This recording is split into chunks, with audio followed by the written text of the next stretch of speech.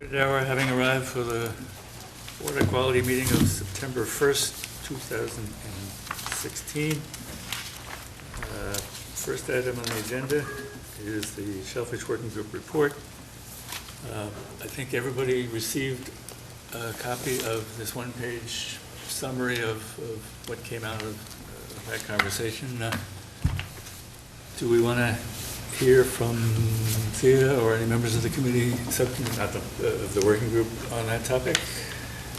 Sure, I can give a brief synopsis of what transpired. We had 2 meetings and developed a matrix that included non-cost factors and cost factors. And Steve was very sure that it was important to really look at what it would cost to do a program in each of the estuaries based on how many oysters would be needed to see a measurable difference. And I'm going to take a minute and say Ron developed a very nice table that showed how many oysters you would need to remove the target watershed load if it were just oysters for the whole load for the whole year. So you've got your target, we've seen these before, the target watershed load, and then you divide that by 0.28 grams per oyster, and it gives you a number. But then there are other ways to look at getting to a number that's practical. And so this table has different columns for different assumptions. And so the assumption that we landed on was that denitrification would equal uptake of the oysters. And we would only look at the months that the oysters were in the water, so 4.5 months. And so based on that number of oysters for each of the watersheds, which is going to help us in long-term planning, we have a matrix. From that, we then had a meeting, and Chuck came to that. Chuck Martinson, Deputy Director of Marine Environmental Services, came, and we looked at several of the smaller water bodies that needed the smaller number of oysters, that being Rands, Fiddlers, and Quisset, and discussed programs there, and then looked at the South Coast estuaries, Waquoit being, because it has the biggest load to remove, it was a very high number of oysters. There were a number of great green borns in the 3 million oyster range to do this seasonal load, assuming denitrification. And then the other smaller estuaries needed in the under 500,000 oysters, but had other access issues, patrol issues, ownership issues, those kind of issues. So that's why ultimately Bourne's Pond was looked at as a potential to continue to try to understand, I think, 2 key planning factors for going forward with shellfish. One is denitrification, and the other is, can you see a noticeable difference in water quality if you put enough oysters, and to really try to do a demonstration of where the oysters can reach full size. And so that's the background for how the process for coming up with this report was done. Can I make a quick comment, just sort of for clarification, because we get so used to using technical terms that we don't realize the general public doesn't really clue in immediately. So the word denitrification in this sense means in the sediments. That's right. Okay, and so the assumption, if I understand the discussion, that we know pretty reliably that the oysters take up 0.28 grams of nitrogen when they reach 3 inches, right? And the assumption is being made that 0.28 grams of nitrogen is being denitrified in the sediments in a summer. Is that the second? In the growing period. Yeah. Per oyster? Per oyster. Per oyster. Per oyster. Right. Per oyster.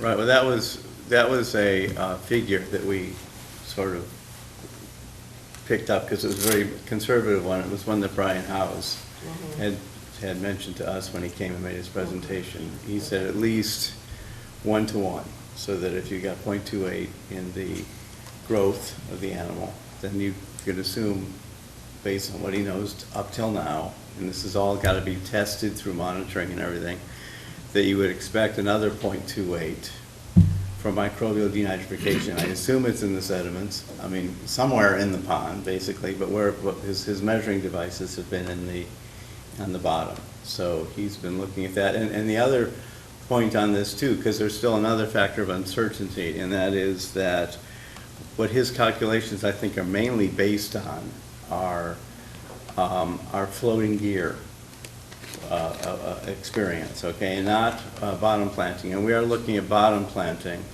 so there'd have to be more monitoring going on. But in terms of the experience from the Chesapeake and other places with oyster reefs, which are on the bottom, they've had actually relatively quite high measurements. But some studies on a range of studies that were done by Lisa Kellogg at the Virginia Institute of Marine Sciences showed that the aquaculture is variable. So we really need to look at somewhat site-specific analysis, which is what is in this plan, basically, to do the monitoring and to do an assessment, so we can get our own, with the local, the specific things. So. Okay. So just to go back to the denitrification assumption, and we're clearly saying it is assumption, the 0.28 grams per oyster is over a 2-year growing period. That's when it reaches 3 inches. And so I don't know what the answer is, I don't know what the committee knows, but making this assumption of 0.28 grams, an equivalent amount from denitrification, would theoretically be also over 2 years. Yes, that's a point, and we were talking with Chuck, and we've been talking about what the modality would be in the future, because one factor is that when you say over 2 years, yes, but if we're going to be relaying huge amounts of oysters all over town, that doesn't make so much sense. So that if you grow the first year's batch in floating gear, say, in the same estuary that they're distributed in, that would save a lot of effort. And in addition to that, you would then thereby having a double impact on it. So it's not, it just depends. We have to look at logistics. This is kind of got to be worked out, but the program would guide us in the process. And well, Chuck could speak to this far better than I can. But right now, I think we're planning the town is planning to plant 500,000 oysters in Bourne's Pond sometime next month, I think. So that basically that are being grown in Bourne's Pond right now. So the thing is that we have an example that's sort of starting up, but as we progress, we'll learn as we go. We can't say, everything is very specific. Yeah. Sure. Does this 0.28 grams assume that the seed nitrogen content is negligible, or is it the 0.28 from seed to full growth? That's a great question. Well, it's 0.28 in the fully grown animal. Okay, Right. but at 0.28, I think that the size that the 1-inch oysters have about 0.001 grams. So It's very exponential. It's highly exponential. Yes. So it's not, Right. but it's a good question. But it's exponential. It's exponential or whatever it is. Yes. That's a growth. Okay, there's another word for it. Yeah. Steve? I think it's most useful for this demonstration project, and also for any ultimate project, to look at the removal rate per month or per week, some time period like that. Because as the oysters grow, as they get bigger, they take out more per unit time. Right? Big things eat more. And you can then compare that to the load coming in that same period of time. What something takes out over 2 years is kind of academic, because maybe you're moving it around and you don't know what size it came in at. If you focus on a specific month of the experiment, you can then relate it to what change in nitrogen concentration you might expect. I agree that might be simple. That presumes that you're able to measure it. And at this Well, you predict it, because what you will be measuring is the nitrogen concentration. if you can't measure any change in the nitrogen concentration. In the you- water. In the water, you won't know anything more than we know now. I agree, Right. absolutely. Yeah. No, one thing about that, it's a very good point, and as I say, we'll be seeing if there is some kind of a gap between the nitrogen load, but because of the practice in town, we're seeding the oysters in October, okay? That's when they go in, more or less. And so that by May, when things start warming up, they're in there, they're ready to get started. The blooms of plankton will be growing, will be increasing over time as the water warms up through it, so that there could be a match. So we can't say there's a direct linear relationship between the concentration in the water and where the oysters are. I think the more critical point in all of this too is that, because Mashpee is doing it, he is involved in Orleans and Barnstable and other places, and they're all looking at the same phenomenon, and the DEP has given Mashpee, sanctioned its plan to investigate this first. So the thing is that all of these things are being monitored, and the critical thing is that we have to convince, this whole process has to be convincing to the state. So that's a very important element, and it's only through these types of efforts that we can be able to achieve that. Right. Well, one point that occurs to me is, your assumption here is that these oysters are gobbling up a certain amount of nitrogen by eating the algae. Suppose you put them out there and those oysters eat that much algae, but the water temperature and the sunshine is such that algae is having a good year. So suppose you find that there's more algae being grown and what you've eaten up it doesn't matter. Well, no, that's why we do it, to find out. That's why all these But programs each are. year- But each 1 year year may may be not be different. enough, I think Well, is your point. 1 we year is know- probably We know not the enough. statistical variation over past years, and it's substantial. I don't have the percentage in my head, but that's why the predicted change has to be large compared to that expected statistical variation. Or you're absolutely right, you won't know anything. And we could have the same thing with inlet widening. Because if they've got a lot of growth going on somewhere in part of the pond and the flushing isn't that good, it could be problematic there too. And there's going to be monitoring of that. So we'll find out, these things are somewhat in the same. Eric, my assumption is that the 2.8 grams occurs when we 0.28. harvest the oyster. 0.28. 0.28, when we harvest, when we harvest 2.8 the would be oyster. And that's right, Yeah. yes, that's where So that. unless we harvest the oyster, we don't get that 0.28 grams. Yes, and that's absolutely a part of the plan. The idea is that we have oysters that are growing in a nursery, and if we put them in an estuary where we can then monitor, they would then be, part of the decision process was finding places where there was access for harvest. And that was sort of, Wouldn't they, if you left them there and it became a reef, wouldn't they still do what you want them to do? They're in bags now. well, if you bought and planted them and created what we like to call now an oyster bed, it's kind of a little nomenclature change. It used to be reef, and now Division of Marine Fisheries likes to call them oyster beds. Yeah. So now we call them oyster beds. But the idea is the same, that they're bottom planted, they start to create structure, they maybe spawn, and attach, and you create structure. And if they stay there, as long as they don't die, then they continue to uptake. I think it's also important to note that the shell doesn't disintegrate as soon as they die. The shell's there for a long time, and because of the weight of the shell versus the tissue, a ton, more of the nitrogen is in the shell, really.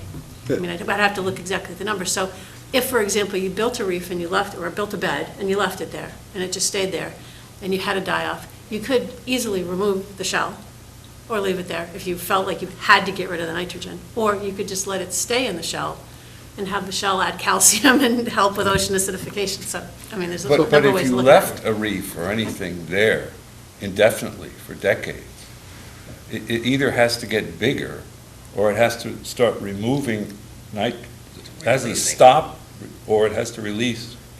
Well, But it's not doing Well, alchemy, but there's all or kind- one of these other processes with pseudo-feces and all this business that's happening elsewhere, but one of the there's no things it's magic. going to do is enhance denitrification if it sits Right. there. And it's also going to be filtering algae out like mad. So there's a benefit to that, even if you're not harvesting the actual oyster. Yeah. Well, and it but brings in mac- structure yeah, for al- other, But algae isn't our main Okay, problem, well, it's yeah, macroalgae. Our nationwide TV audience doesn't know this, but the Well, they're- harbor master they're and the the shellfish problem. warden are here. Water clarity is Shellfish what warden keeps us- Fair enough. would have something to say. Wave to the camera. Just one thing I wanted to add is that when we do put oysters in the water, part of the management practice that we could look at would actually be to leave the natural oysters alone, which seem to do well in these areas and spawn on their own, and then only harvest the ones that we've, grown and cultured. And those are the ones that actually look better for the markets, and they provide for the markets, and we can take, through management practices, the stress off the natural occurring reefs, which would thereby naturally spawn on their own, probably at a much better rate than anything that we could do. So that's a different way of looking at it, where you're actually letting the reefs that exist on their own and over time have developed genetically to be able to be more superior in those areas. So, Could I ask Chuck? Sure. So I'm just interested in understanding this project because I think it's a good project, but I want to understand all the pieces.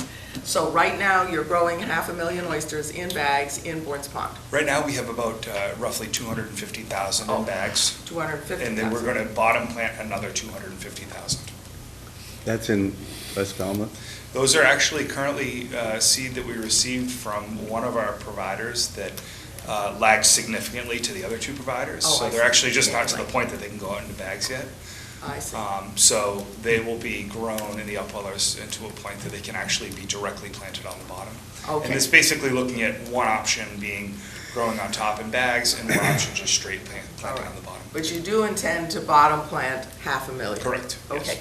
And have you picked the area and what's the acreage, just generally? Sure, we have not picked the actual planting location. We're actually hopefully going to be looking at that today. That's Okay. one of the things we're going to be delving into. And How much the- acreage do you think you'll need? quarter of an acre, A quarter of an acre? 500,000 oysters, you don't need a lot. It's not that much, No, no. in half an acre. You don't need a half. You don't need half an acre, okay, No. less than half an acre. Okay. We need, we're needing, the biggest thing that we'll be looking for, will be more than anything else, is suitable access and suitable bottom. And we don't want to draw people into certain private neighborhoods for harvest and thereby kind of setting up, some Conflict. relationships which might not be beneficial. We have worked very well with Fisherman's Cove. They've been very gracious to allow us to go in there, move over 300 bags across their property, set them up. It's a beautiful farm that we have out there now, and we had a wonderful meeting with them prior to putting it in, and we want to kind of maintain that relationship because I think it's critical to being able to do work in that area. Okay. Let me quote, I want to correct what I just said. An acre is optimal for a million. For half a A million? million. For a million, so half an acre is up to half an acre, but we've seen in West Falmouth that you can actually plant at a higher density, and they do fine in West Falmouth, so part of the discovery process is to find out what makes sense. Commercial guys tend to go 500,000 per acre in other places, so there's a range of area. We've also found when we're planting that there's the predation's regionalized, the oyster drills in West Falmouth. One of the things that we learned when we were reclaiming some of the oysters over there for sale this spring is that we were actually able to map out predation patterns in certain areas, which was, you could not put a price on how valuable that is when you're bottom planting, and it really speaks to the regionalization of where we put in certain animals, and also the practice that's taking place underneath. There was one dock where a gentleman had just a little trap out there, which doesn't seem like much, but very much drew in oyster drills, which had significant effects on planting in those areas. So, if you can be a little bit more broad with your planting and make some observations, it's very important in the end, to your yield. That's one of my questions. What's the incidence of oyster drills in Bourne's Pond in the area that you think you will be planting? So we have not bottom planted oysters in there ever, Okay. as far as I'm aware of. I mean, I'm fairly certain that it existed over time, but we have not bottom planted oysters there yet, so. Is it- I would say when Ron Yeah, and we- Matt we saw- Patrick, remember when we Well, we went out? and with Matt Weeks. Matt Weeks, thank And we saw oysters in Bourne's Pond that were like that big. Okay, they were, around, but not many. because of whatever reason, but there weren't many. But I did have one other question. But let me Chuck. just Oh, follow up on that. We yeah. did not see oyster drills. The point Yeah, is right, that good, that okay, that we right. have The not. oysters were fine, No, yeah, sorry, that okay. we have not Well, they were seen- alive, they were whatever. Right. I was just wondering, in Wellfleet, they've been working on this sanctuary concept, for their reef approach, or beds, I guess now. But I'm wondering, do you know what the status of that is with DMF, that if you could reserve certain areas at this point, maybe on a research basis at least, to Sure. test the idea and then Well, I get think as a it's an spawning excellent site? concept, Yeah. and as we all know, we've been doing the work in West Falmouth Harbor at Mashapaquet Creek. Mhm. We actually went out and bagged a bunch of our own oyster shell and sent it up to ARC. We bagged the bags a little bit bigger than they're normally used to doing there, so we actually received quite a bit of culture back from there. We just got done laying out basically a brand-new oyster bed, which is phenomenal. I think it's going to do very well right off Abbott's Point. So that would be an area that I think locally we might consider protecting Mhm. and allowing, possibly some type of a spawn to take place there. We'll certainly go in and culture it next spring, pay attention to the water temperature, which is what we did this year at Mashapaquet Creek. But I think it's a good direction to go, and I think it's supporting kind of the natural processes as well as, you need many pieces, not just that. I don't think that that's the sole piece to go with. I think having, supporting the commercial side and recreational side is critical to this as well, so. Ron and Steve, then. No, oh, okay. No, I was just gonna, let's see, now we got this Okay. list, see, I'll skip. Yield the balance of your time. to No, Steve. I have another question. Chuck, these various predators, such as drills, can't the area where they are vary from year to year? They could, yep. And, I mean, to me, it's all a mysterious art, but Well, yeah, I mean- if we're planning something that's going to be a relied-upon infrastructure for the town, for removing nitrogen for decades, we have to have some knowledge of how reliable it is, and whether you have to have a research program every 5 years to find out, oh, now the drills have moved over here, so we have to move the oysters over there, and so on. Do you have any, can you educate us on that? So I think an example would probably be the best education I could give you. The first year we seeded beyond, basically the section, the back of West Falmouth Harbor beyond Chappaquiddick Beach. That area did phenomenal with oysters. So many that we could open it up to the family area to commercial harvesters. I foresee that probably happening again this year. This is the second time that area will be opened back up. That area does phenomenal. Could not, as a whole. There are the small pieces in it that we notice oyster drills, but as a whole, if you're looking at, say, the 4 or 5 acres there, they do very well. The other area on the other side of the bridge, on the right-hand side, as you're going in, the area that we seeded last year did not nearly do as well and we put the same amount of animals out there. That is an incredible piece of information, and I think we would not invest in putting animals in that area. So yeah, it's already taking place. We're already learning about it. When I say certain areas, I mean within a few hundred feet of each other, but as a general block, we know that they do well in a certain area. And they have done well there for years. There's a natural occurring oysters that happen there as well. So I think it's hugely important, and I think the only way that we can really learn it is by actually putting animals out on the ground and seeing how they do. And there's when you're dealing with shellfish, you're dealing with live animals. You have rough winters, you have good years, bad years. It's just over the time set how well they do. Not over an individual year. So Thank you. And in Yeah, and conversations. this, Okay, sorry. along the same vein, why were they attracted to the trap? Was it made out of wood?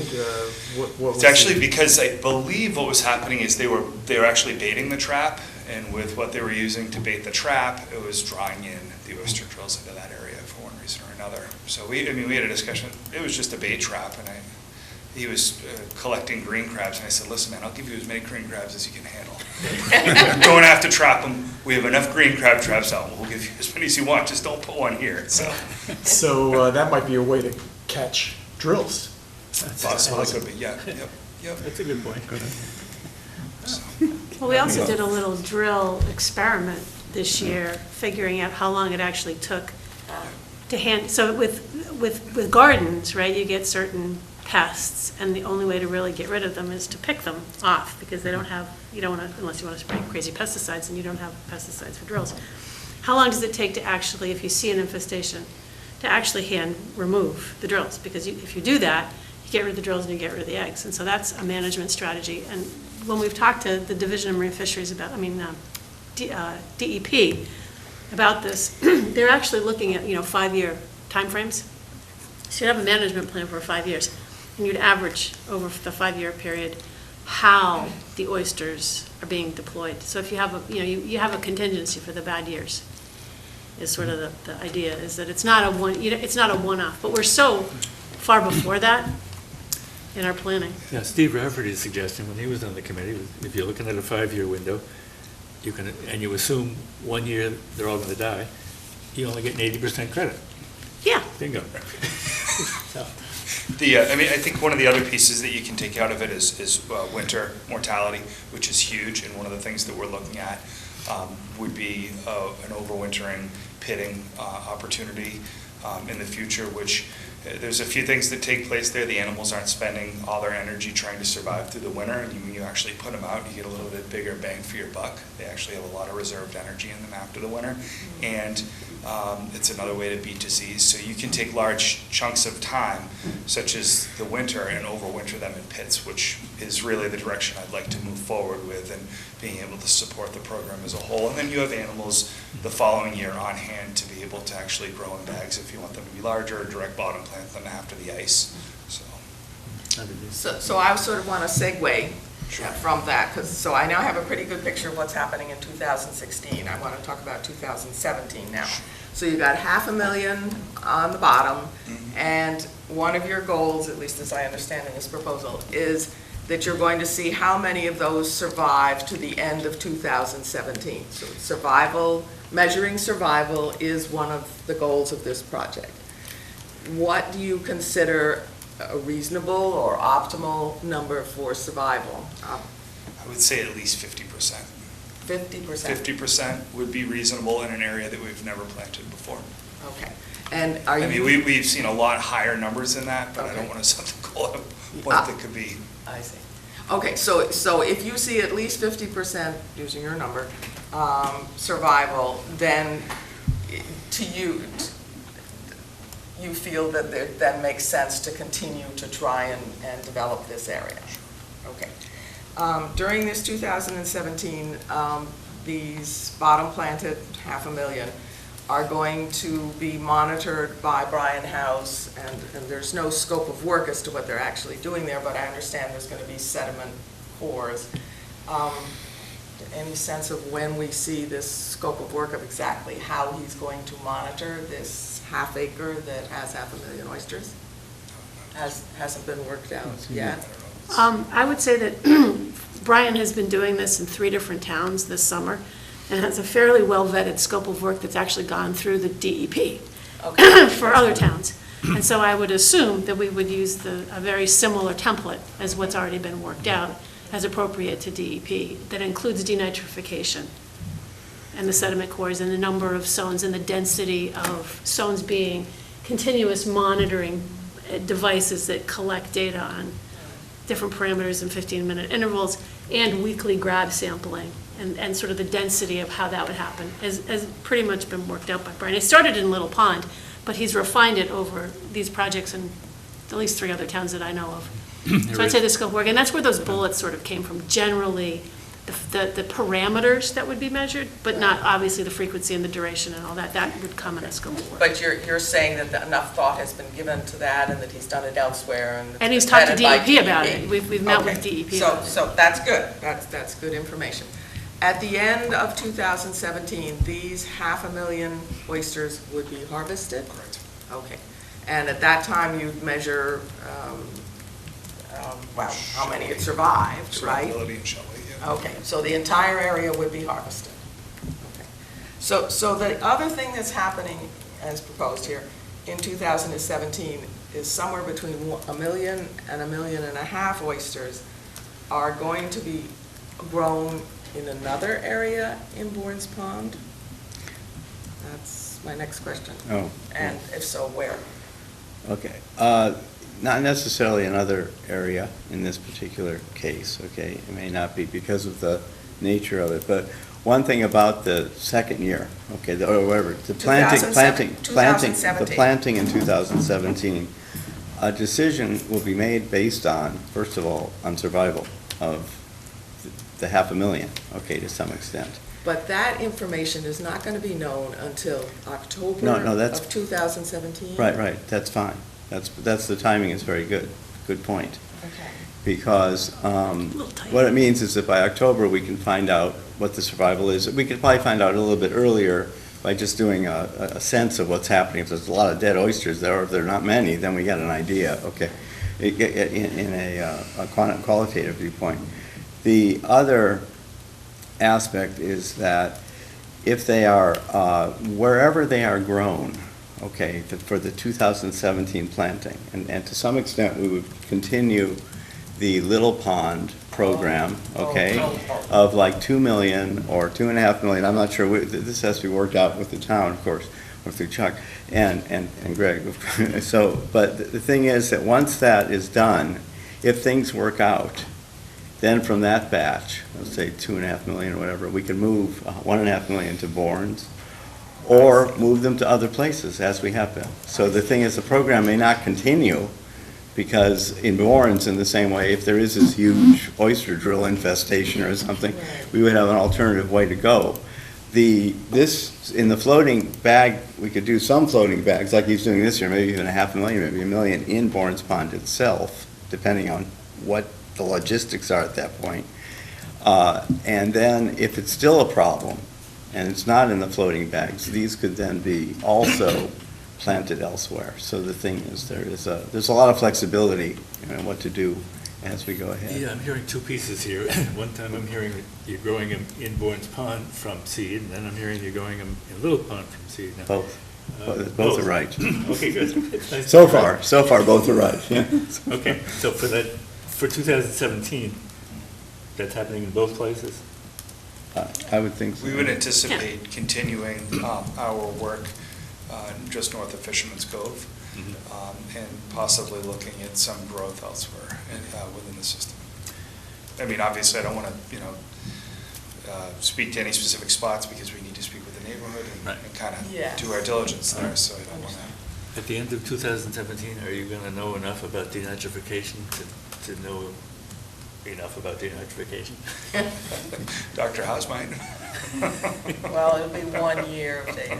I think, well, Yeah. if it continues, then we'll continue to either verify what we found in 2017, and if not, then we'll be, let's say denitrification is less, or even more, whichever it is, that would help with the planning into the future, because we would learn more, but we need to verify more than 1 year. 1 year is like, it's not enough.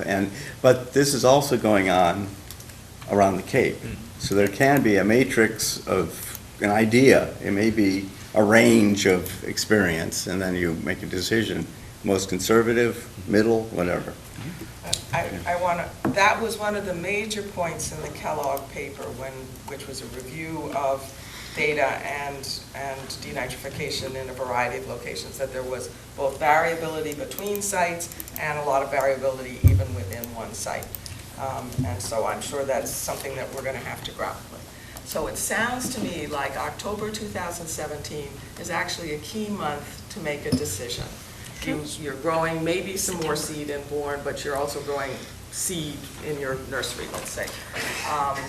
But the survival of the 500,000 that will be planted this fall, that's a key piece of information as to whether we go ahead for the following year and what kinds of expenses. See ya. Okay, You had something? thank you. The only thing I was going to say is we can do population transects in September. Instead of October? Instead of October. I would just say that would be, I think having a little bit more than a month to plan makes a lot of sense, because we have to get all the Yeah. permits from the. Right, but Virginia's point is, you got to know something in 2017. Absolutely. Fall of About 2017. whether or not to Yeah. go ahead anymore. And the other piece that was not clear to me was, and this goes back to the scope of work for SMAS, somehow I have the impression that they were only sampling in July and August. Now, I may be totally wrong. So what's the beginning date and the end date for the SMAS, the 60,000 that they want per year for monitoring? What are the beginning and end dates? Likely May to November. May to November. It would be a fairly robust period of Okay. time. And that level of planting in 2017, you expect it to give you a statistically significant change in nitrogen concentration in the water? No. No, absolutely not. What it about will the give following us- year? What, If you go with the, I think if you had 1 million or 1.5 million, you would probably be able to see some changes in particular fractions, like the particulate organic nitrogen fraction.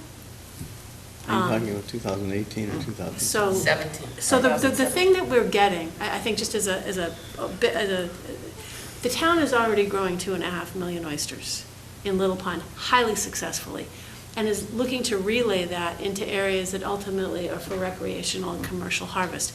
The town has identified some fantastically successful spots in West Falmouth and some great spots in Green Pond. We looked at Quistit, that was not as successful. And now I think the division, from talking to Chuck at the working group meeting, Bourne's Pond is looking like an additional promising area for doing this bottom planting for commercial and recreational harvest. So we're able to sort of piggyback on the resources already being spent to grow them out to this first year. And so what we're getting, Steve, to answer your question, is second-year oysters, which are doing the yeoman's work of nitrogen uptake and denitrification in a place where it's likely, when we get the numbers up, not 500,000, but 1 million big oysters, should be able to give us some sort of an impact idea. And that really just depends on how disconnected the north part of the estuary is from the south. and that would be 2018. And that would be, the piece we're gonna get in 2017, would be the denitrification piece, because you're going right under the oysters. So you got a bed of 500,000 oysters that are big. And Brian has said that's enough, because he said 200,000 in Lonnie's was enough to start to see denitrification if the oysters are big enough. And so we're gonna give them oysters that are big enough. And that's the real, I think, the benefit of this whole 500,000 that's already growing and gonna be bottom planted in Bourne's Pond. And that denitrification number, as at least getting 1 year to see if there's none, that's really different than if there's some. It won't be the final number, but it will give us a better planning number to be able to say, okay, 1 million really means 2 million, or 1 million really means 1 million oysters, because there's some denitrification, or not. You know where I'm going with that, right? So that's sort of the idea of when we're gonna see something in the water column. Thank you. Now, I understand the necessity, the reasonableness of ramping up slowly to something, so you don't do something big, spend a lot of money and for no good. But I also want to make sure that everybody understands that until you get to a certain critical size, you really don't know anything. Or Well, you know, you if they know live or die. something, but you don't have your bottom line answer. Yeah, the two drop dead points you're gonna find the first year is survivability and denitrification. You won't find the third piece For until. a while, until That's the it. report. maybe, yeah. Or maybe later. We'll have an indicator, well, some should have some indication the next year. But I think that it's good to take small steps, basically, which Sure. is what we're thinking about, so. So kind of one more piece here. All this dovetails really nicely in with the aquaculture planning piece. Really well, because it, first of all, tells us, how well shellfish do in an area such as Bourne's Pond. Bourne's Pond is one possible place where we could be looking at doing some work there, with public-private partnerships or something along those lines. So it's incredibly important on a number of different levels for people to see gear in there, to realize, how much, the relationships that the people that handle the gear have with the homeowners in the area, how well the animals do. When you start to look at things like that, you can look at even larger animals being in there. So there's so much beyond just the information of what we're looking at. And this information is critically important for that piece as well, which hasn't been talked about at all here, but to us is hugely important. So. Can I ask a peripheral question of Greg? As pertaining to the aquaculture working group, How close are we to getting that RFP on the street? RFP's been issued. It has been issued. Yeah, it was issued, and we had one responder. We have not gone public with that because we haven't finalized the evaluation of the RFP. Okay. Actually, we have a meeting with Julian next Tuesday to discuss that. Good answer. All right, any further discussion on the Shellfish Working Group? I want to thank you three and Thea for Chuck. getting into this, And and Chuck, right, for getting into this. Well, actually, there's- I started out needing to be convinced that Bourne's Pond was the best place to be doing this, and I am now convinced of that, and I Actually- see a lot of useful stuff coming out of this. The five of us, so Sia was very Yes, critical part of it, so the three of us. and- three of you, And and Sia and Chuck. so, yeah, thank you. Further discussion? No? All right, appreciate it. Thank you. West Falmouth Harbor Shoreline Septic, this is the project with the longest name. West Falmouth Harbor Shoreline Septic Remediation Program draft report was sent around a couple days ago to everybody. It's an enormous piece of work, and I don't know if everybody's had a chance to read every bit of it. So the idea was, for this meeting, was just to have next steps, not to Yeah. go through it necessarily. So, So if I may, this is a report to try and summarize what we learned from the program to date. And it is a long report, and eventually we'd like to submit it to the Southeast New England National Estuary Project as a deliverable to them. They wanted a short version to finalize the contracting, and that was very perfunctory, like 2-page write-up, but we thought that it made a lot of sense to have a report. So the thought was to send it to the committee as a draft. Often when a report like from GHD comes out, the committee gets it as a draft, has some time to review it, and then if you guys have editorial comments, to just get them back and track changes, and that can then become the final report. And if that's acceptable to the committee as a process, I would just recommend, if you got comments, read through it, let me know, and we can address them. Typically, if you're going to make notes, you might as well call me, and we can discuss them. But if you have specific editorial comments, you can do it, and track changes, either works. Is there a time frame when you need to have a final version? I'd like to wrap it up. It's easier to keep working on something that you've been working on than to put it aside and then have to get back up. And I think SNEP would like to see it sooner, rather, SNEP being the estuaries program. So if you guys could have me comments in the next 2 weeks, is that a reasonable time frame? Ron, does that work for you guys? Get comments back to me on this draft in 2 weeks? Yeah, that's okay, yeah. Okay. That's fine with me. I just had just one initial comment, though, from reviewing it, is that we had discussed the baseline data that had been collected, and I didn't see any of that. Right, so in the there's a report. monitoring report that is being done by the Barnstable County Department of Health and Environment, and that data is still being assessed, frankly. Oh, We're very excited to see that, we're chomping at the bit.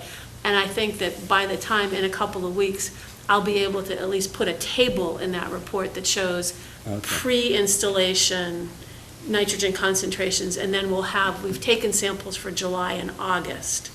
So maybe we'd want to get September data in. This and is have- in the harbor or in the No, effluent? for the actual septic system performance. Okay. But what about the, downstream of the septic systems, because there might be attenuation. That's a Even though different it's a septic project. system, even if it's a septic system that was in there that might have been even partially flooded, there still might be a lot of nitrogen attenuation that went on, even in that case. And if that's the case, when you put in the IA system, that baseline amount that was attenuated, if anything, should be known. So that's that's the project that is actually another SNAP project that MBL and Buzzards Bay Coalition are doing with Chris Neal, who's not at the MBL anymore, but that's Chris's project, was to put in the wells in and out, and to do that analysis. So that's. But before the IAs went in, is what I'm Yep. asking, yeah? Oh, We- before, yeah. That was their project. Okay, that was before the IAs went in. That was when the IAs went in. Before the IAs went in, all we took were the pre-samples coming out of the house. I see, so we don't, my point is that it could be that the IA systems might perform brilliantly and do a huge impact, beneficial impact. And then again, if there was a high attenuation process that went on Right. with the old systems, just because of Well, whatever. half of the old systems were cesspools. Yeah, A very And we important would watch them, they were dry, right, but I just which wondering. meant they went in and out with the tide, so there was no attenuation. Well, no, downstream, yeah, okay, well, anyway, but this It's a is, thought. it's hard to know, if you don't have the before, and you get the new, then what are you measuring against, is my point, because we're trying to say that IA systems, in this context, do a lot of beneficial, a lot of good. DEP works on the assumption there is no attenuation anywhere. Right. Yeah. That's it. And all of these systems are within 300 feet of the margin of the water, so that's not much distance for attenuation anyway.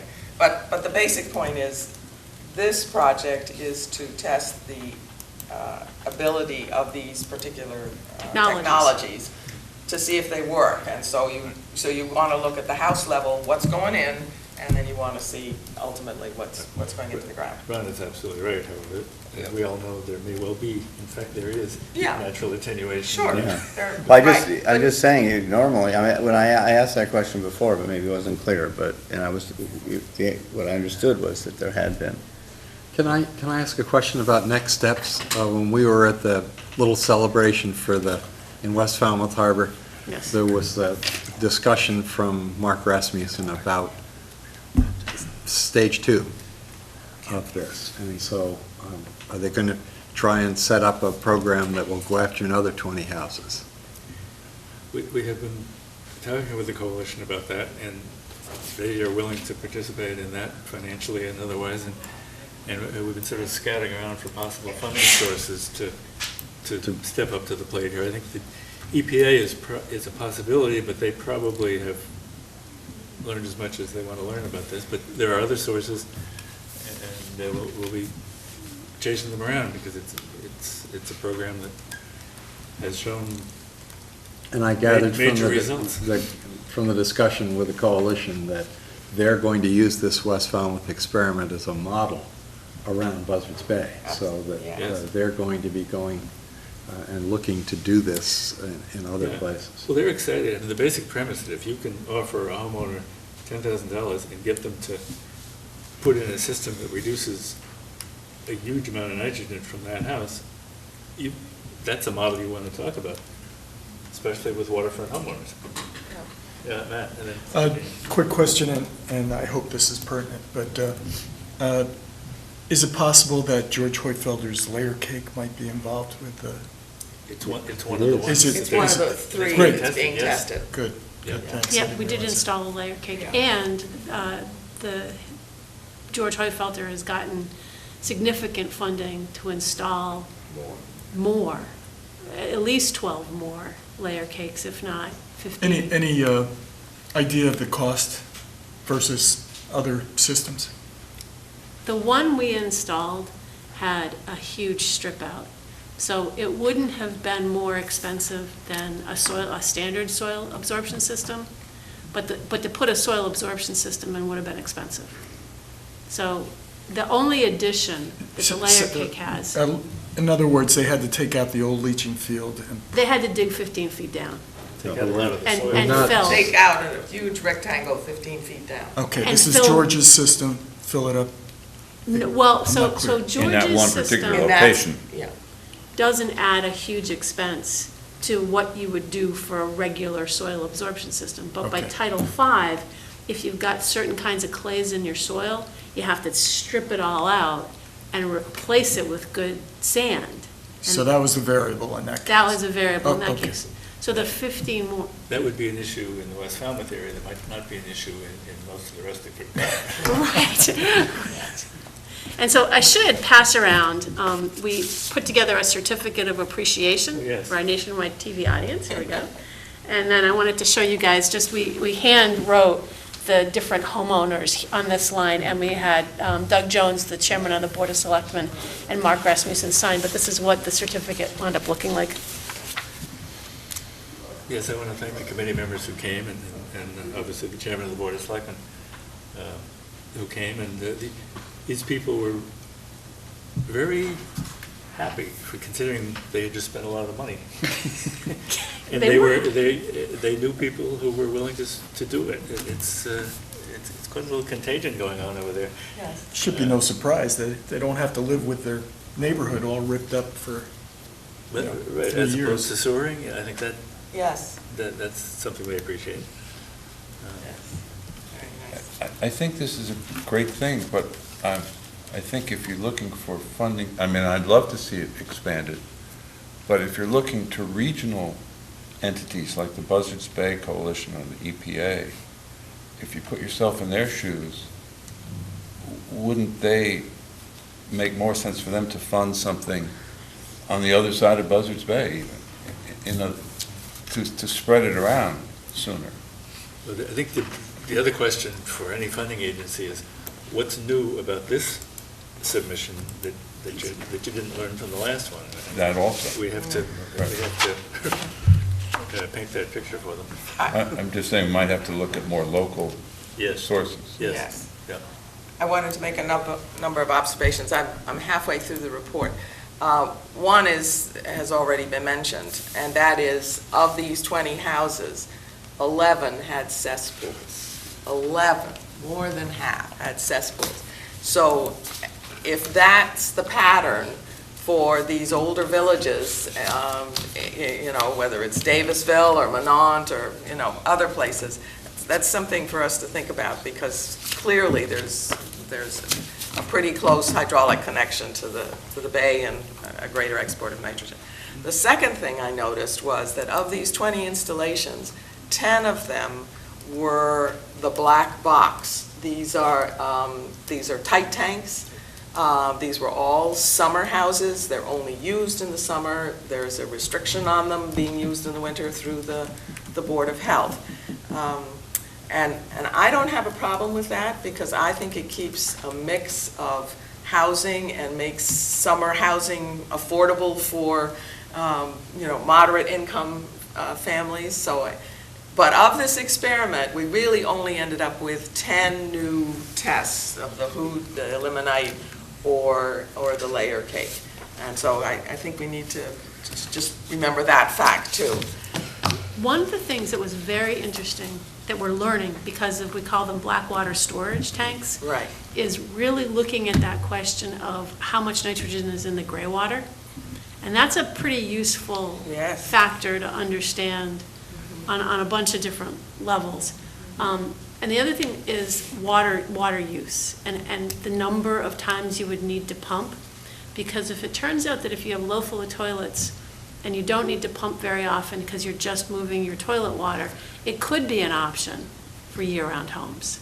So we're really learning how often you really do need to pump. And if it's really half full once a year and you'd only have to pump once a year, and it's a really inexpensive change to your Title V system, it then becomes part of the mix. But we just don't really know. It's sewering using trucks instead of pipes.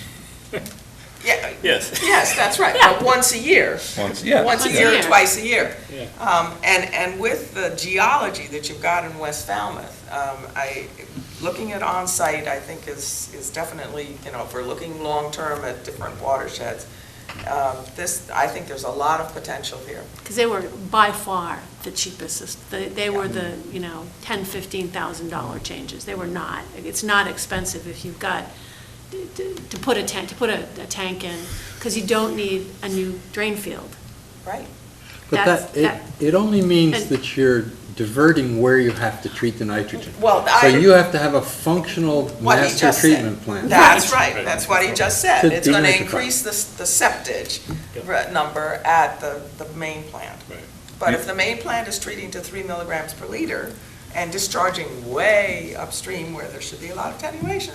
It also should be clear on a person-to-person level with these homeowners, and legally, from town standpoint, that it's perfectly fine for them to do this, but if they ever sell the house or contemplate changing to year-round, that they're committed to changing to something else or having a lot of pump-outs. Yes, But that's already a deed It's- restriction. yeah, it's a deed. That's it, we have that. Okay, Was and, that- and if it was done in a larger area, and a lot of people opted into it, that you don't get into something that's analogous to too big to fail. If you had a whole neighborhood and they were 50% these, and then, I haven't had time to think through Yeah. all the possible options, but you could have people, a big group of people saying, hey, you said we could do this, and now you want to do X, which is something else, and you're going to make us tear these out, I mean, that should be thought through. Yeah, you wouldn't use these. The black water storage tanks are not considered right now as viable for year-round homes. And there's Thank- still a Mr. Chairman, I have a question. Matt? Do we have any data on how many cesspools were taken out of the sewering project? Or how many, I mean, are we following that? That's a I mean, good is that, Well, we're not following that, but the town might Well, the be. Board of Health will Well, know. it would, actually, it's be the contractors that do the hookups. They'll know whether they're filling in a cesspool or a Tidal V drain field. Matt's point is we should be keeping track We of should that. keep track, That's good, yes. that's- I think that's a very interesting. I'm gonna write that down. Who from the town inspects that process? Is it the Board of Health? Okay, so they, Signs off. And, they would and know the if it was, DPW. if it was filling in a cesspool or it was filling in a But well. whether they're keeping track of it is a different question. That's a very good point. Let's make sure they are. I can tell you, going door to door in that neighborhood has been a little rough. There are a lot of complaints, a lot of people still don't understand exactly what happened. They weren't really satisfied. Don't tell them you're on this committee. Well, I'm honest. So I stood there and bore the brunt, but there's still a significant number of questions. It may not be a bad idea to have another community session in that The neighborhood. town had one about a month ago, and they should probably have another. But there are going to be questions until 1,452 Yeah. properties are hooked up. It's just comes with the territory. I think there's a need for continual sort of outreach and dialogue. And the first thing you have to ask them is, well, did you know, because that forum they put on at the high school, they had all the contractors there, they had all sorts of explanations, it was very well staffed. And so lots of times it's, well, you didn't come to my door and tell me. I did. Yes, you did. Maybe can't give think a of- great. there are a couple of I things can't think of a worse way to get votes. came up with a couple of items that maybe are just misunderstandings. They're under the assumption that repaving the roads was not included in the cost. There is repaving, it depends on the road, and I can't, Ray Jack will have to tell you which roads get totally repaved and which get partially repaved. I think he said that the Falmouth Heights is done. Okay, so whatever, that's what he said was however it's done there, it's done, because it wasn't a road project. Well, it's So thankfully it's, not our there's nothing jurisdiction in to there. worry about the paving of the roads. Well, there will always be people that read the newspaper and come to meetings, and people that don't. Yeah. So I guess it's too late for another water bill announcement, I guess, but Yes. if there's another project, maybe that should be used. Okay, any further discussion on the West Falmouth Harbor Shoreline Septic Remediation Draft Report, next steps? 2 weeks and then we'll finalize. Comments submitted to CU in the next couple of weeks. Permeable active area status reports, Virginia, Okay, so the working group, which is you, Steve and Matt, have met with EPA a little over a week ago, and Jim Begley, who provides us with technical information. And I sent you an email with the link. Here, the link may not have worked, but if you type in, Google in that, you should get to the report. So this commentary is in 2 parts. The first is, and I'm just going to pass out, this is just as an easy way of summarizing. The EPA, this is just table 20 and 21 from the EPA's report of the 5 towns that they selected to do initial site characterization in an area where it's possible a PRB, a permeable reactive barrier, could be installed. So Barnstable, Mashpee, Falmouth, Dennis, and Orleans each had a site which they had picked. And Table 20 lists the various characteristics that they were looking at, like depth to groundwater, hydraulic conductivity, whether there was any sort of confining layer, like a clay layer that might affect the groundwater flow, estimated velocity of the groundwater, then the highest concentration of nitrate found when they did multiple wells, did a cross-section, and then a few other technical pieces of information. And then from that, they calculated what was the total saturated thickness and the number that we're interested in, which is the nitrogen flux, which means how much nitrogen actually went through a particular prism. And you end up with a certain number of grams per day. And in that way, they were able to rank or review all of these 5 sites. Barnstable, for some reason, had sort of a shallow horizon and a deep horizon, and they sort of split that. Falmouth's site was Sailfish, which is in Fisherman's Cove, and it was one of the sites we had proposed, and they thought it looked promising. So the numbers are in, and when you add together all of the different factors, depth to groundwater, concentration of nitrogen, how much thickness of the aquifer, and the hydraulic conductivity, how fast does the groundwater actually move, it turned out that Sailfish ranked relatively low, and Dennis was the site that was, from their calculation, the most promising if they move to a following step. There are 2 actual following steps. There's a short one, which is any additional characteristics that might be needed to bring this site to design ready to construct. And then the big step will be if in the next grant round there is an actual construction. So they met with us to go over all of this information for Sailfish, and it was a really very wide-ranging discussion because Matt and Steve have very good technical minds, and so I think they found this meeting is useful in learning what they should, how you evaluate things, as we did in looking at the data. They're also working with the Cape Cod Commission because ultimately the Commission is using a tool called MVP that predicts how much nitrogen there'll be in a particular area of the aquifer, and they're looking to see whether their data actually verifies the tool that the Commission is using.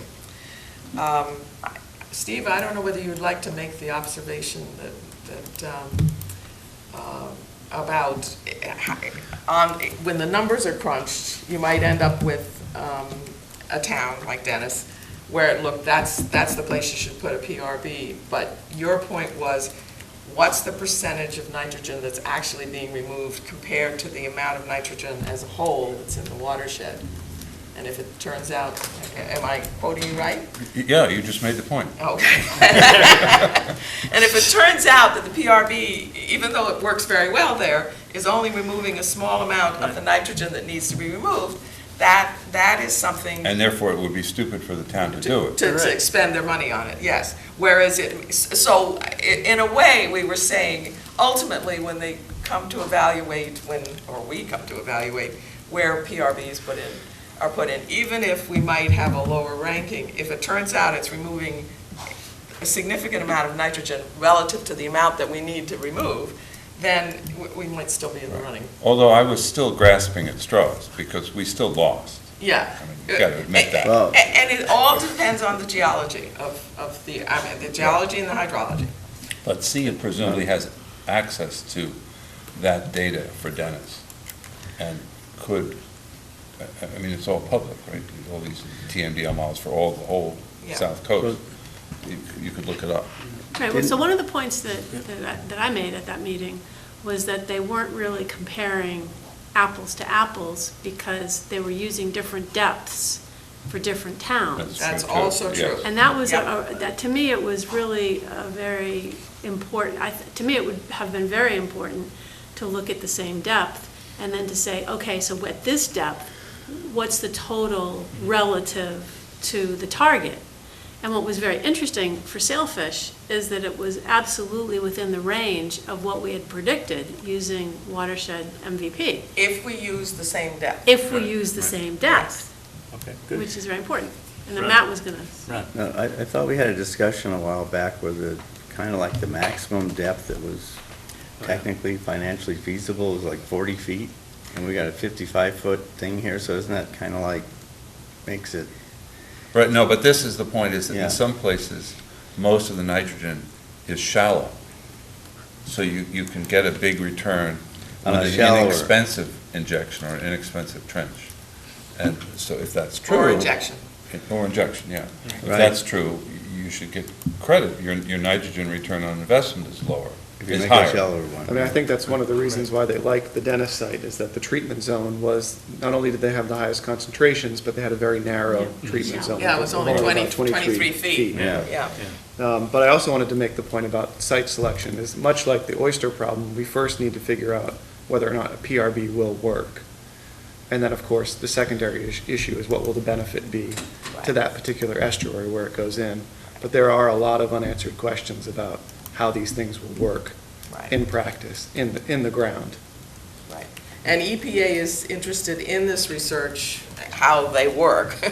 And they are also interested in, is there a way to standardize what the initial site characterization steps are? And that's why they wanted to do 5 towns on the Cape, to learn from that experience.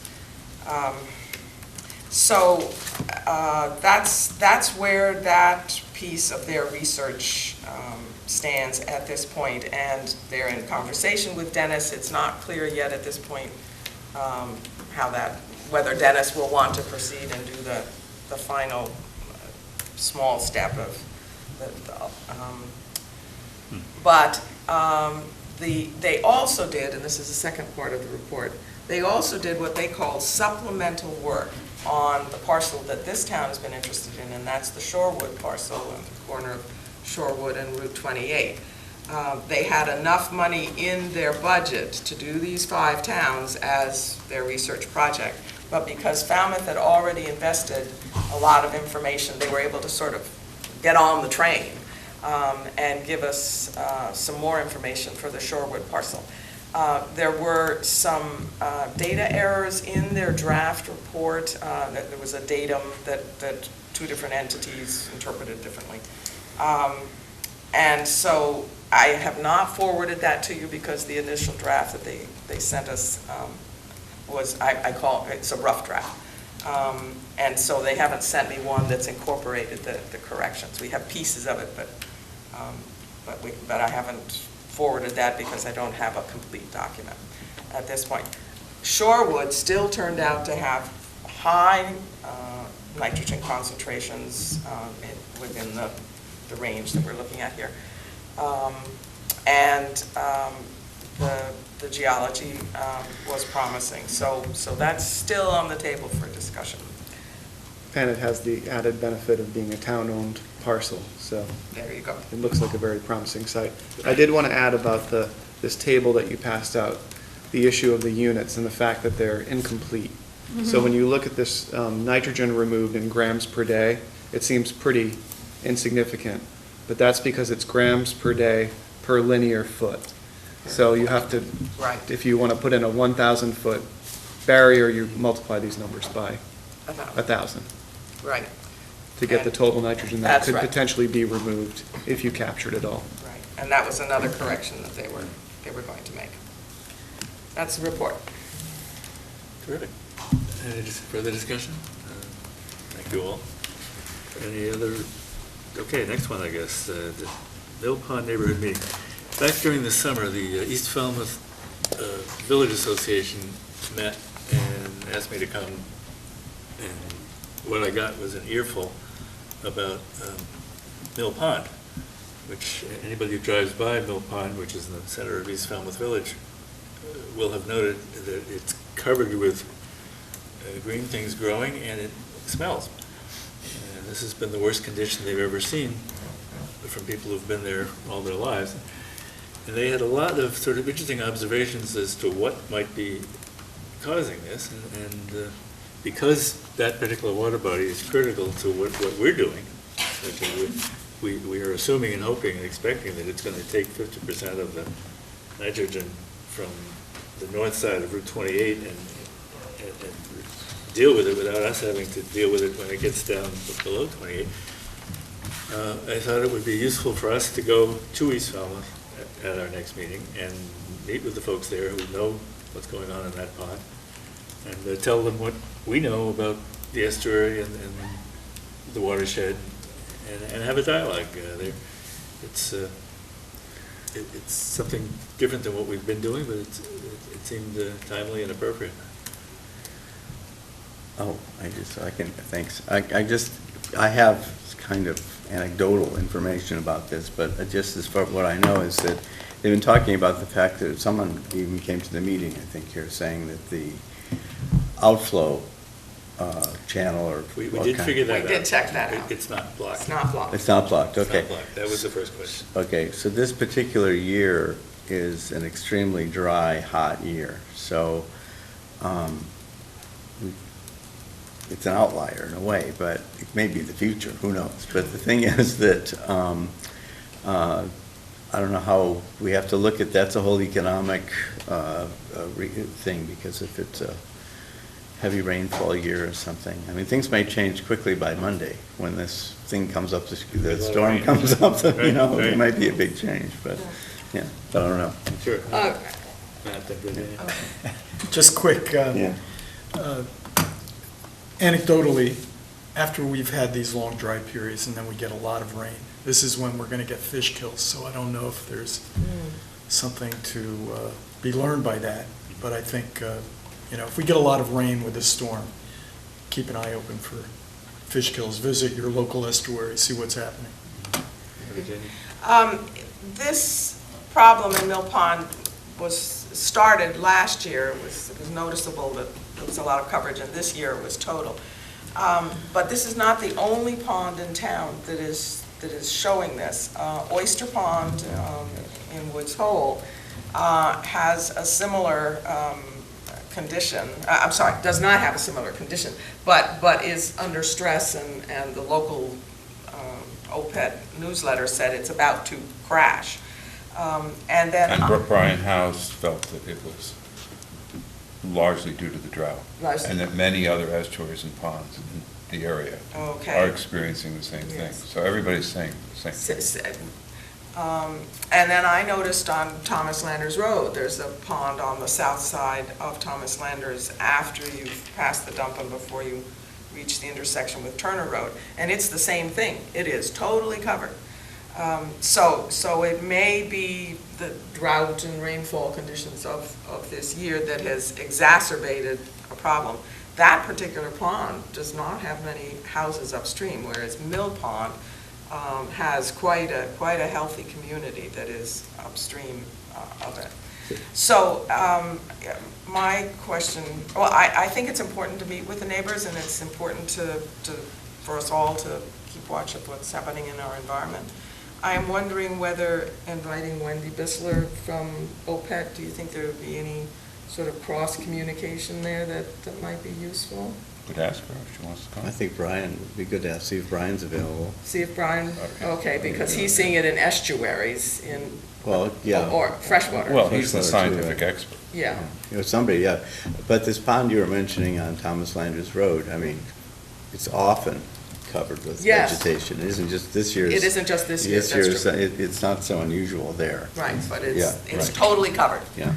And But in Mill it's Pond, It's in the basic math of the model, right? I mean, the concentration of all these bad things is the amount you put in divided by the amount of water flushing through. So it's the opposite of inlet widening.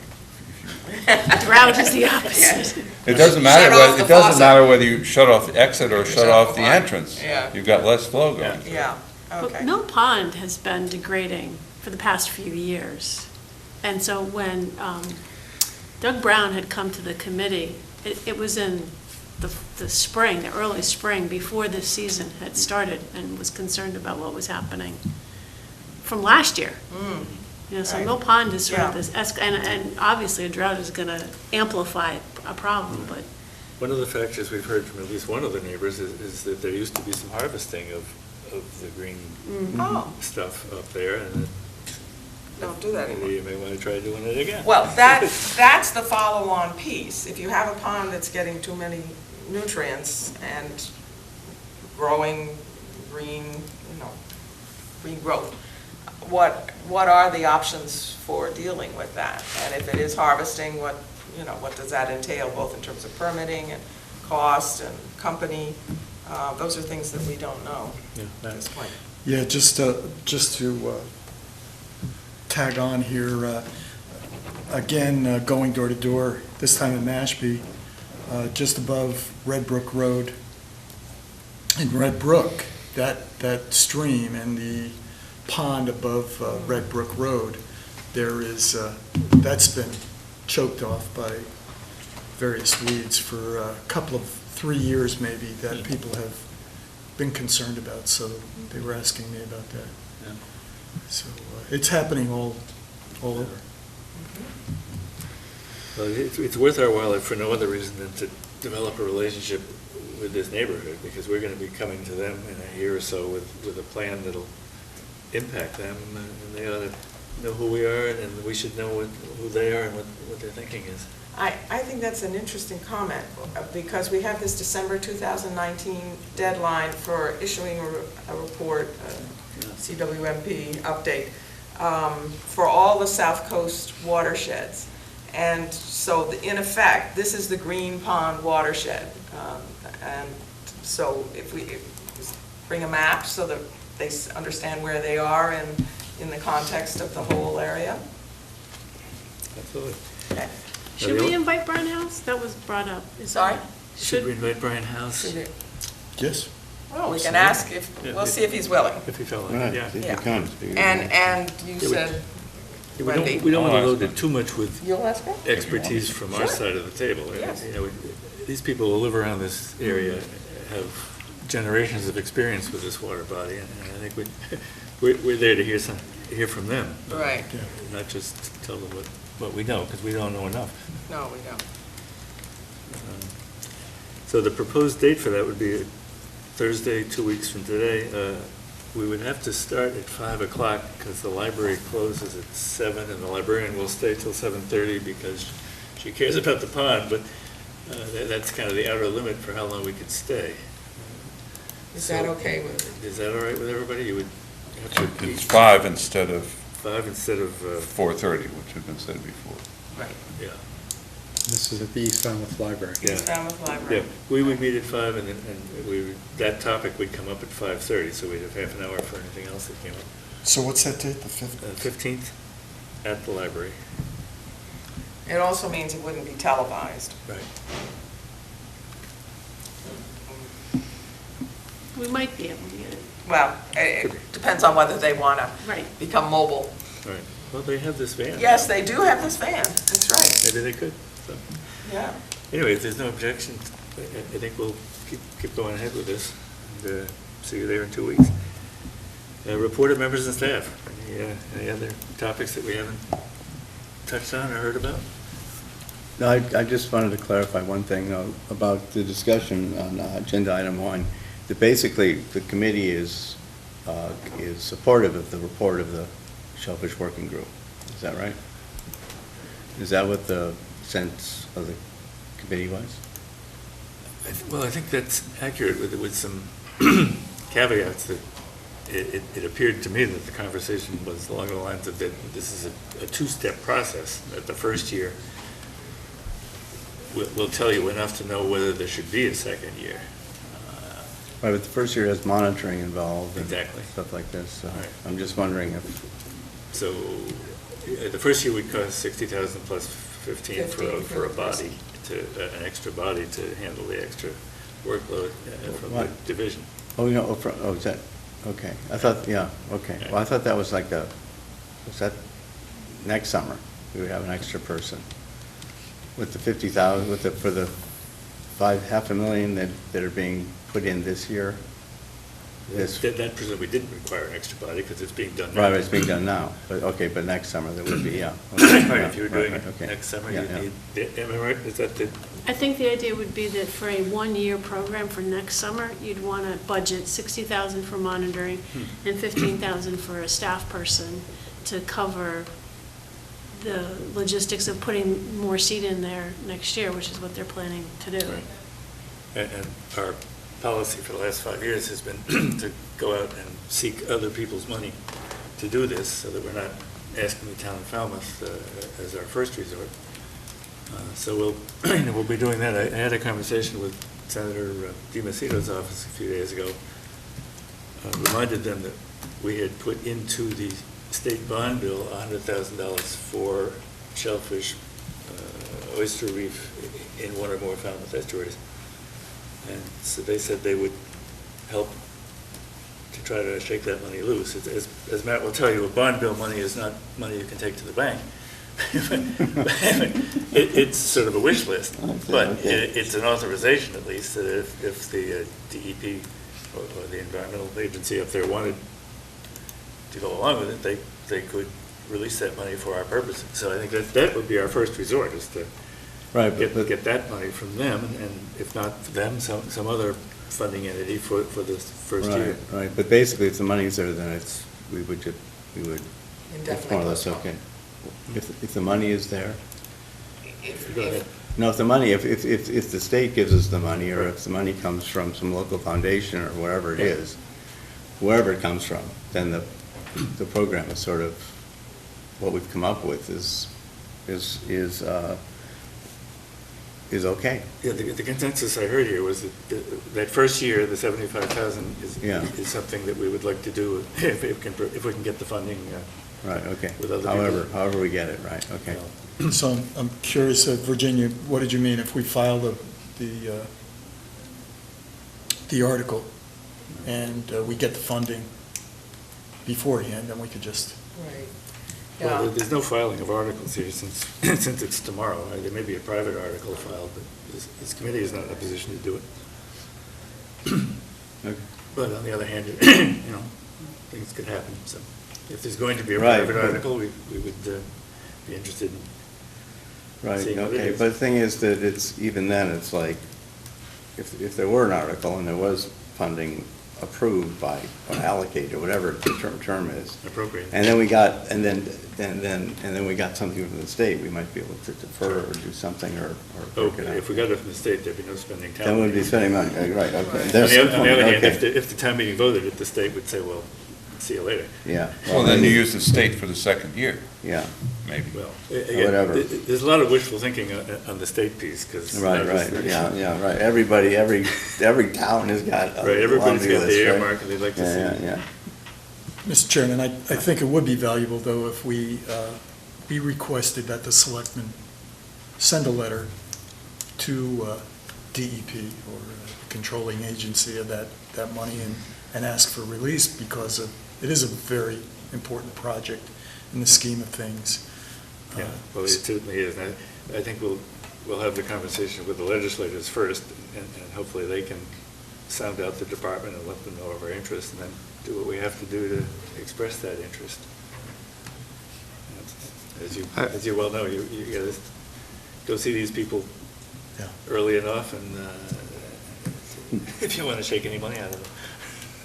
I just wanted to say briefly that if you are going to make an ask from whomever, that you be careful about what you promise, because I think you will be able to answer possibly the denitrification question, but the water quality question and water quality improvement question, probably you'd need 3 years of back-to-back-to-back data because of just natural interannual variability, like we're seeing this year. Yeah.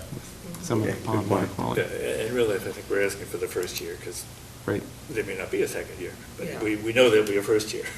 Yeah. But I don't think you can answer that water quality improvement question in a single year. No. No. Right, I think that, but even then, like, we're doing it in phases. for the funding. Even if we got something, we got a positive response, looks good, something's happening out Right. there, then we would go back again to whoever it is and say, okay, all right. Okay, any other reports of members and staff? Just to reiterate what we learned today from Greg, that from the Aquaculture Working Group, that the RFP has been issued. There's been one response to it. We have not had a meeting during the summer. The next meeting is scheduled for the third week in September.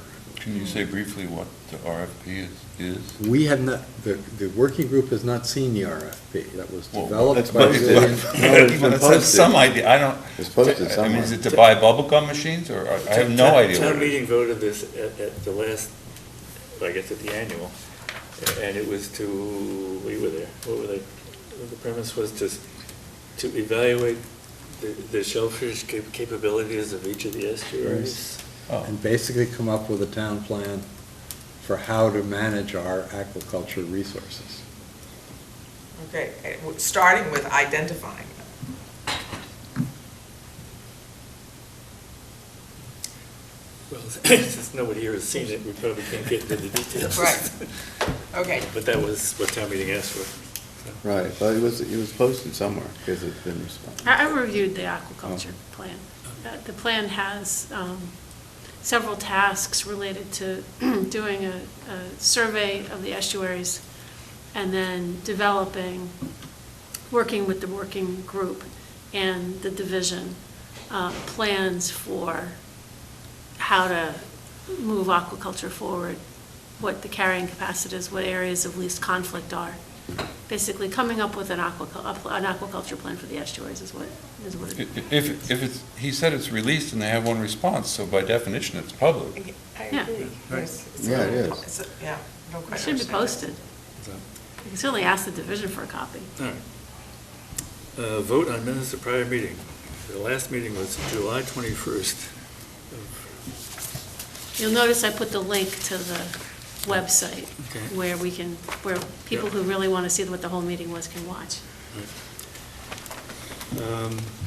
Any discussion?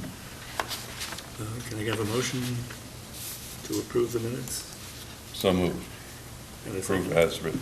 I'll second. Moved by Steve, second by John. Further discussion? All in favor, signify by saying aye.